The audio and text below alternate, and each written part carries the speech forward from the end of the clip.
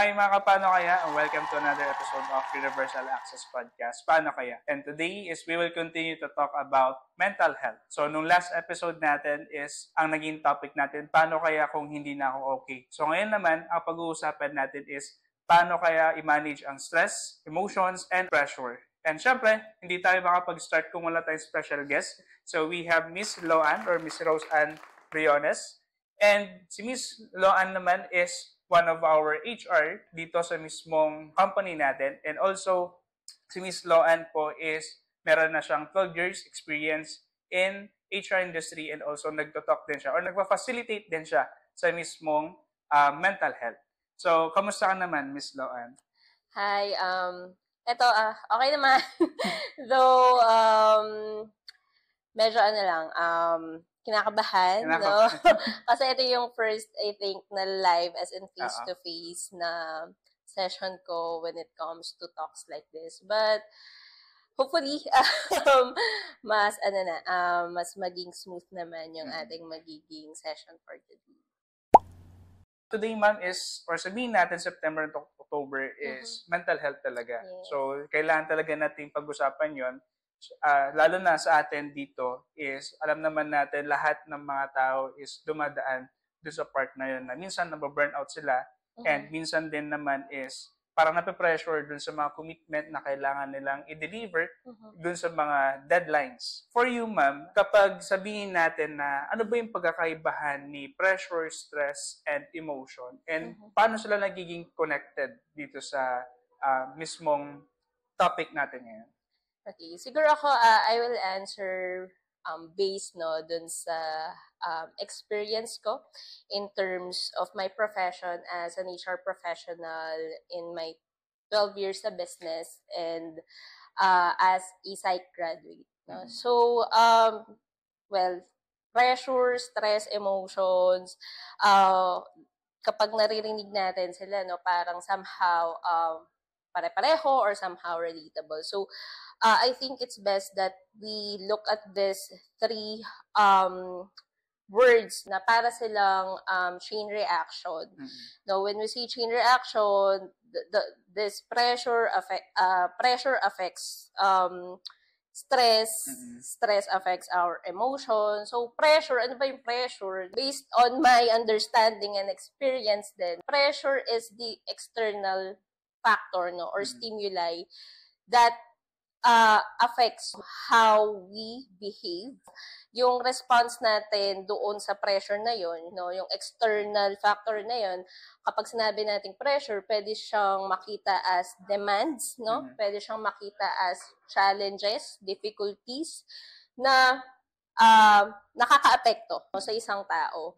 And how we respond to that pressure or yung external factor na yun is tinatawag nating stress. Yung response natin to that pressure, pwede siya kasing maging positive or negative. No? It depends on how we manage that pressure.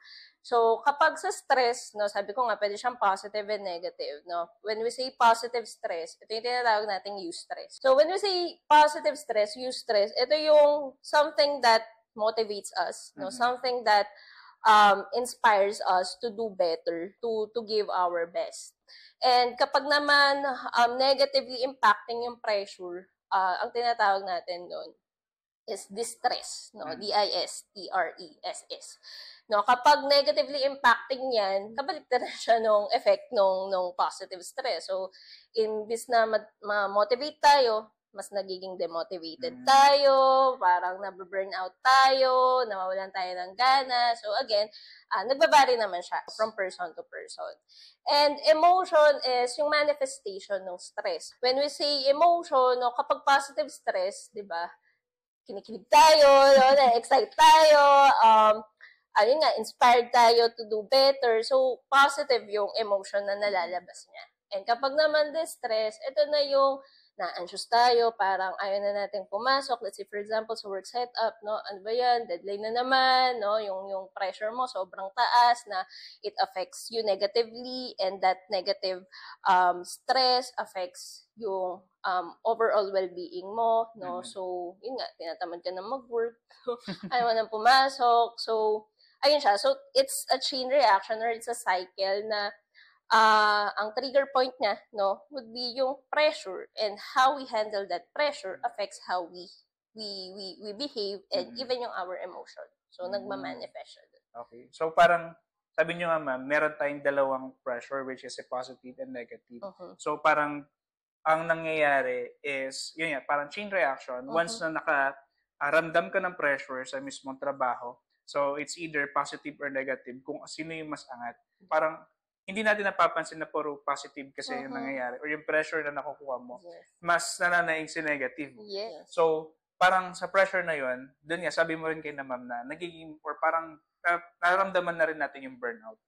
So, sa akin din, based on my experience, nung pagpasok pa lang, nung year na to, parang nandun na ako kasi isang, sabihin natin isang task binigay sa akin. So, nandun ako sa part na yung natatanggap ko pala na pressure is the negative. Feel ko, nabu-burnout ako, yun nga, nade-demotivate din ako, na hindi ko siya alam kung paano labanan or paano mag-move on dun sa burnout days na yun.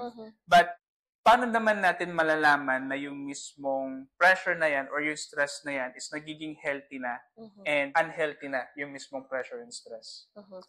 So, pressure kasi, di ba, is, sabi ko nga, it's external. So, paano ba natin malalaman if it's a healthy pressure pa, no?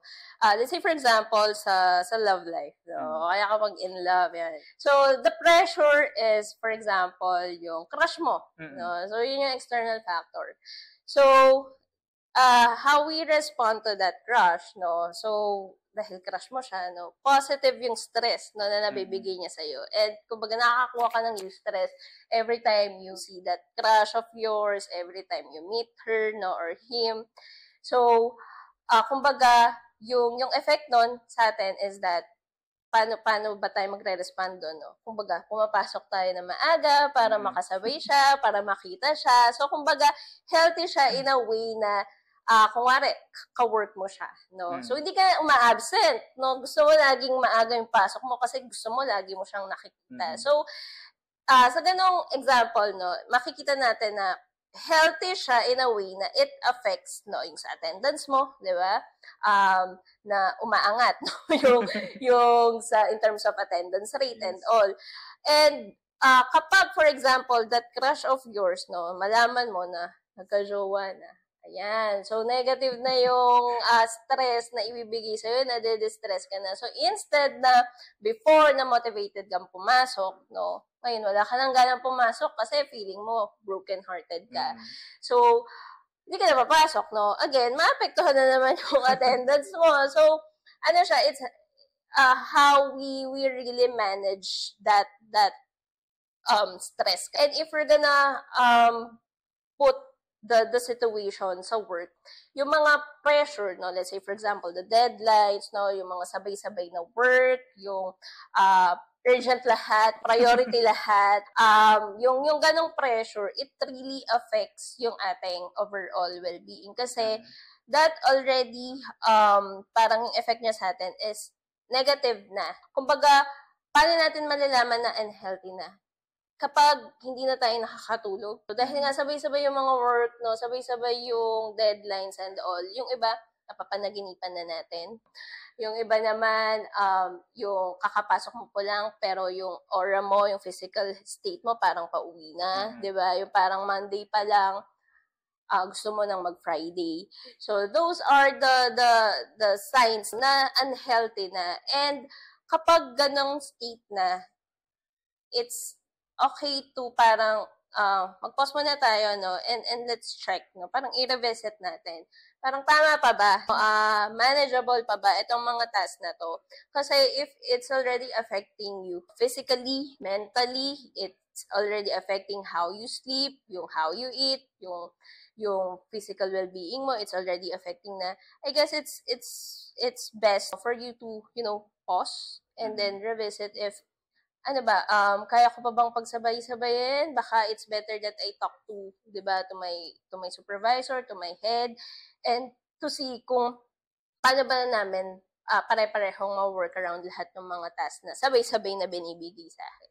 So, healthy siya kapag yun nga, it gives you the drive to, finish. Especially kung, big project. Kaya first, project na pinagkaloob sa'yo, no? Ibig sabihin yung trust is binigay sa'yo, kaya nga sa'yo binigay yung project. It motivates you to finish the project. So, kapag ganun na de-develop yung skills, yun yung healthy stress.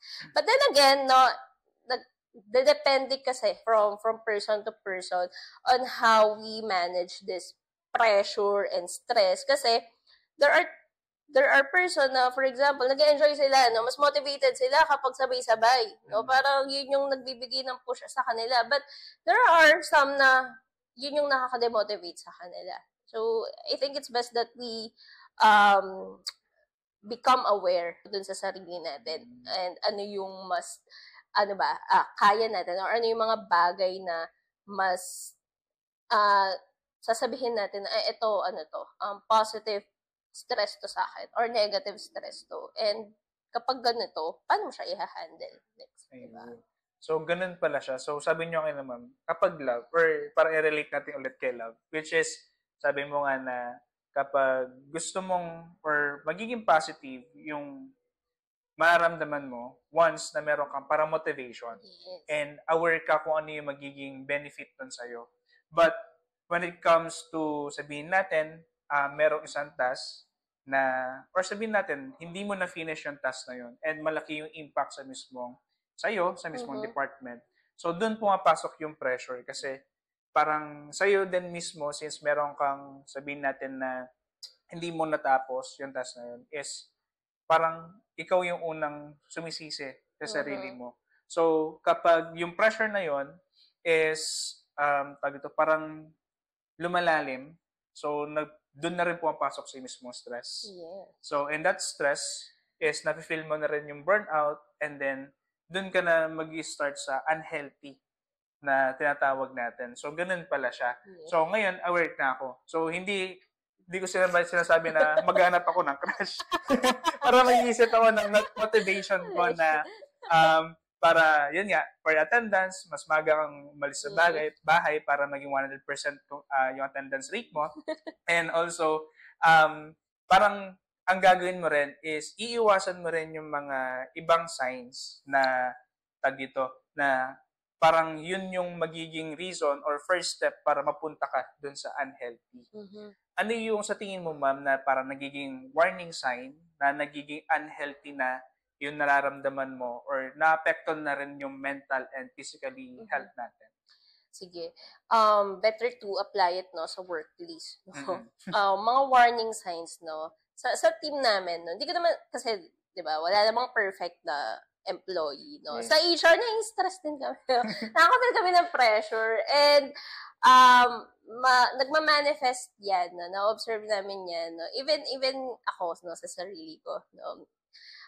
If, yun nga, yung pagising mo, bad day na agad, yung mulat pa lang ng mata mo, iniisip mo na, ay, dami na naman deadline, ilang cases na naman kaya yung na-lodge, diba? So, ilan na naman kaya yung i-admin hearing ko. So, those are some of the warning signs. And then, kapag pagpasok mo, no, wala man lang good morning, makikita mo yung mga katim mo, babatiin ka nila, pero makikita ka nila nakabusangot, no, parang, bad trip aura na, and that aura actually affects, no, the team, no. Mapapansin mo na lang na habang lumilipas yung oras is tahimik na din yung team kasi nafe-feel nila yung negative energy, kasi that's how our body respond dun sa pressure, which result to negative stress, and that negative stress, no, manifest our body through, diba, yung mga bad emotions, negative emotions. And yung mga negative emotions na yun, it affects the whole team, no? Again, cycle siya. And warning signs siya kapag everyday, ganon at ganon yung nafe-feel mo. It just mean na hindi na healthy yung environment. Pwedeng ikaw yung nagkakos ng negative environment. Or pwedeng, yun nga, no, external demands, external pressure. So, those are just some of the warning signs na, ano siya ang tawag nito, kailangan siyang i-manage, kailangan siyang i-address, kasi kung hindi siya i-address, hindi nagiging aware yung isang employee na negatively impacting na pala, no, yung behavior niya or yung task, no, or the pressure is already negatively impacting that employee, hindi siya mapuputol. Paulit-ulit siyang mangyayari. Aside doon, ano pa ba yung mga warning signs? Kapag, for example, ito mga physical, irritable, na naiinis kapag paulit-ulit yung nagtatanong, no? So, madali tayong ma-irritate, no? Yung temper very short, patience is very short. Those are just some of the, alam mo yun, mga warning signs na hindi na okay, no? Or yung stress na tinatanggap mo, mas marami yung distress versus eustress. Ganun pala siya. Siguro, for me din, nagiging warning sign din na naging unhealthy na siya. Yung nawawala na yung patience mo. So, yun din siguro yung isang warning signs na sabihin natin, kung dati, pumapasok ka, mahaba yung pasensya mo, kasi nandun ka pa sa parang first month or first quarter. And then, siguro pag tumagal-tagal, and then, parang kung padami na rin ng padami, yung mismong ginagawa mong task, plus yung mga deadlines is sabay-sabay din. So, siguro, yun na talaga mag-start na puro negative na, yun na-take natin. And with that, ma'am, since na-define natin kung ano yung mga healthy and unhealthy habits, is ano naman yung pwede nating gawin na strategies, mga techniques na pwede nating gawin or para ma-regulate natin yung mismong emotion? Siguro number one is, kailangan natin kilalanin, no, yung sarili natin. Kasi wala namang ibang makakatulong, no, sa atin, kundi yung sarili natin. So, number one is self-awareness. We need to be aware, no, ano ba yung mga pressure, no, na kaya mong i-handle. Ano ba yung mga pressure na kapag ganito na kadami or kapag ito yung dumating sa akin is sure ako na negatively impacting siya, no? And when we become aware of our environment, mga external factors, dun malalaman, no, o maaaral, no, kung paano magre-respond body natin. Kasi from time to time, through experience, no, malalaman natin, kapag ganito pala, ganito mag-respond yung body ko. So, ibig sabihin, parang distress na to. Kapag ito naman yung situation, no, or ito yung pressure na dumating sa akin, and ganito ako mag-respond, ibig sabihin, eustress or positive stress siya. And paano ko siya minamanage? Kasi, from that moment, malalaman mo na, kailangan ganito yung gagawin ko. Ma-regulate ko better yung emotions ko kasi alam ko sa sarili ko na kapag 10 yung task na binigay sa akin in isang bagsakan, no, sure ako, mababad trip ako. Pero kapag, nakaschedule, no, nakaschedule yan, alam ko na kaya kong i-manage. So, kapag naging aware tayo, mas madali for us to manage yung emotion. So, aside from that, I think, kapag nasa situation na tayo, no, since alam mo na sa sarili mo, no, kilala mo na, alam mo kapag bad trip ka na, alam mo kapag nag-stress ka na, so, I think it's better that you pause, no, pause for a bit, and then, mga breathing exercises din. It's always helpful to breathe, pause, kasi kapag hindi tayo nag-pause, no, and then, sige lang tayo na sige sa sobrang inis natin, kung nga rin, na-stress ka nga, no, dahil sa kung ano-anong pressure yung dumadating. And hindi tayo nag-pause, hindi tayo naghuminga muna. No? Maaaring banggit tayo, no, ng mga words that alam natin sa sarili natin na hindi naman natin mani-mean. No? Pwede tayo banggit ng mga hurtful words, mga actions na hindi naman natin sinasadyang magawa natin. No? Pwedeng, for example, masungitan mo yung colleague mo na hindi ka aware na nasungitan mo. So, it's always helpful na mag-pause muna tayo and then breathe. And then, magiging helpful din kung makakakuha ka ng mga outlet on how you can further release stress. Diba? There are some na nag-stress eating kasi yun yung way nila on how they can cope up dun sa stress. There are some naman na mas okay sa kanila na mag-release sa kaibigan, no, mag-open up. And it's better that we will look for ways on how we can better release that negative whatever emotions yan, no? Kasi kung hindi kikimkimin lang natin siya, no, sa sarili natin, mas makaka-apekto siya physically, no, and emotionally sa atin. So, yung iba naman, nag-journal, na ako, ginagawa ko kapag, ito personal, naman na to, kapag super, nasa height na ako nung aking negative emotion, hindi kasi ako nagsasalita. Ang ginagawa ko, nagna-notes ako sa phone, and then I'll pause. No? And then, after some time, ma-realize ko, buti na lang pala, hindi ko siya sinabi at that moment dun sa taong kinagagalitan ko. Buti na lang, ni-note ko na lang siya. Kasi, it saves the relationship. So, mga ganong ways, nakakatulong siya, hindi lang dun sa current or present na situation. But it will also help yung mga possible situation na pwedeng maging effect nung action natin at that moment. Ako, yun yung inaano ko eh. Parang, sige, magpo-pause muna ako. Hihinga muna ako, wait lang.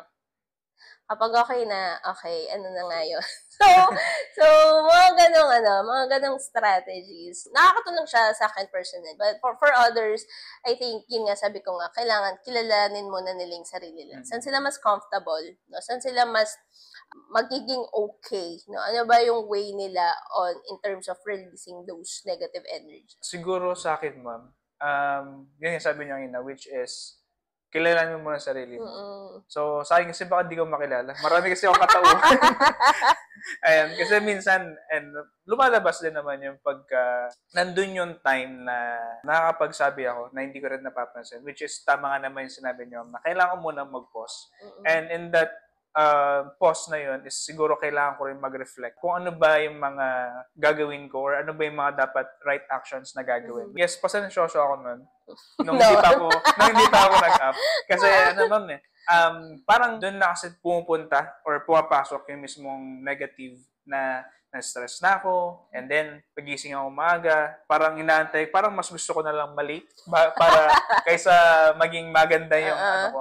And also, ayun din, pag day off, which is Saturday, so tulog ko na lang siya hanggang magising ako, and then Sunday, tulog na naman. Parang ang nangyayari, ma'am, is kapag nasa day off ako, 2 days na day off, parang naging 1 day na lang. Tapos, naisip ko naman, ay, Monday na naman bukas. Ano na kaya pwede na naman mangyari? But anyways, yun nga. So, thank you so much, ma'am, din sa share mo.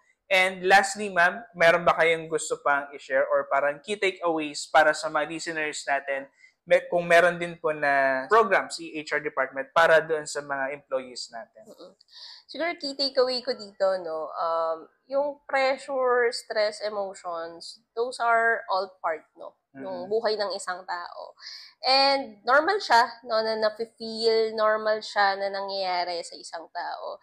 It's just that we really need to know, no, yung sarili natin, kilalanin natin yung sarili natin.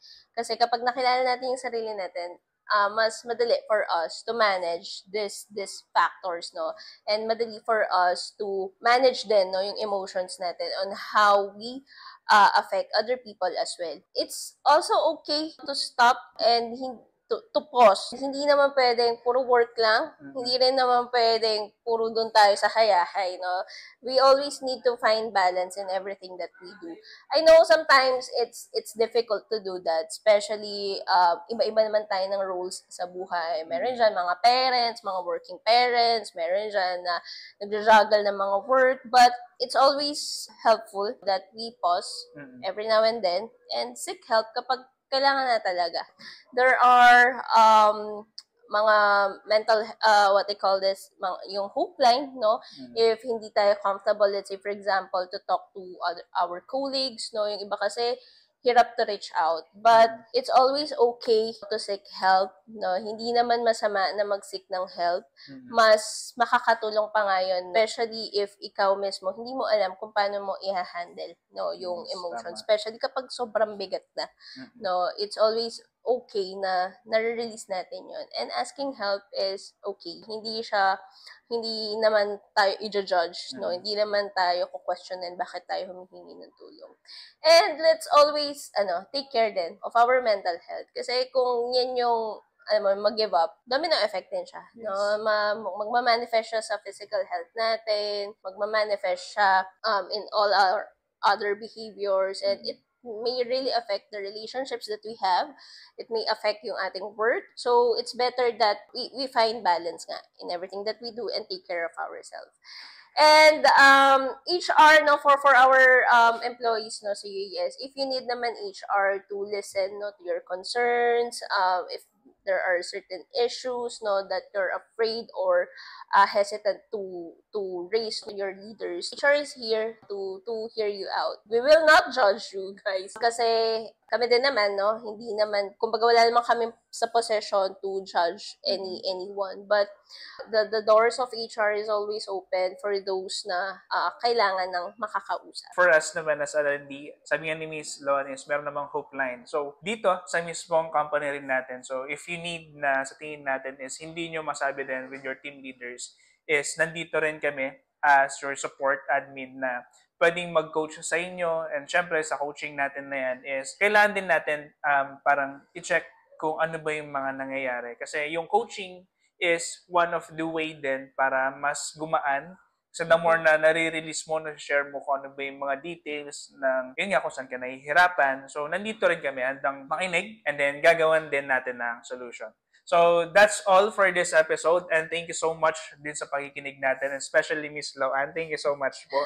Ayan, kahit nakabado ka kanina. But for our listeners, so don't forget to like, share, and subscribe for this episode. And also, hindi lang po yan yung ating mga episode pa. So, meron din po tayo, which is AI mo na yan. Meron kang mga concern or gusto malaman regarding mga AI tools. So, please check episodes natin. And, syempre, hindi lang po available to sa ating YouTube, which is meron din siya available for the Spotify and TikTok sa mga nano learnings natin. Yun lang po, and hanggang sa muli, bye-bye po. Thank you, guys. Bye.